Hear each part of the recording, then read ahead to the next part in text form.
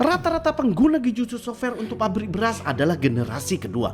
Hal ini dikarenakan sebagai generasi kedua dalam sebuah perusahaan, mereka sadar tanggung jawabnya.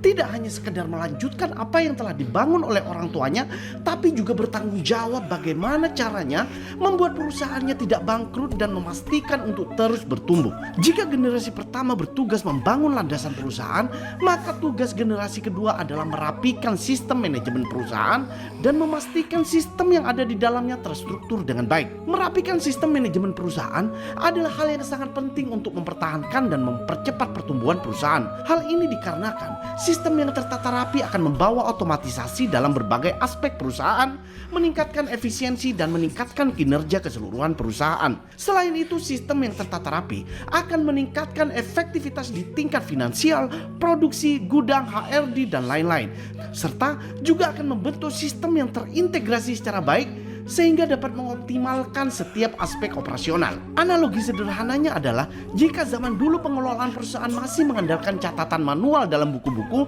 maka di zaman orang tua kita, mereka memperbarui metode pencatatan ini dengan menggunakan Excel, Word, dan lain sebagainya, di mana tujuannya adalah untuk meningkatkan efisiensi dan efektivitas sistem mereka.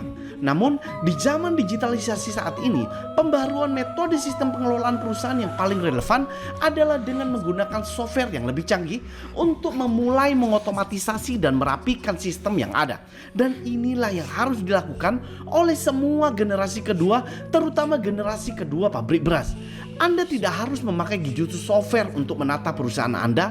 Namun, jika Anda mencari software yang based on risetnya permasalahan di pabrik beras, mulai dari permasalahan di petani atau supplier, permasalahan di produksi pabrik beras, permasalahan di gudang, HRD, hingga permasalahan di akuntansinya, Anda hanya akan mendapatkan solusinya di Genjutsu Software. Dan berdasarkan pengalaman customer kami, ketika Genjutsu Software ini dikonsultasikan kepada orang tuanya sebagai generasi pertama, mereka langsung setuju karena beliau sadar software ini bukan merubah aturan yang sudah ada di perusahaan, tapi hanya sekedar merapikan, mengotomatiskan, dan mempercepat kinerja semua aspek yang ada di perusahaan, di mana hal ini akan berimbas pada kemajuan perusahaan itu sendiri.